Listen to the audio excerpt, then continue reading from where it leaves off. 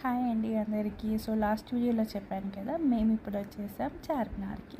So చార్మినార్కి ఎందుకు వచ్చాము అంటే, ఇక్కడ భాగ్యలక్ష్మి అమ్మవారి బ్లెస్సింగ్స్ తీసుకుందామని వచ్చాము.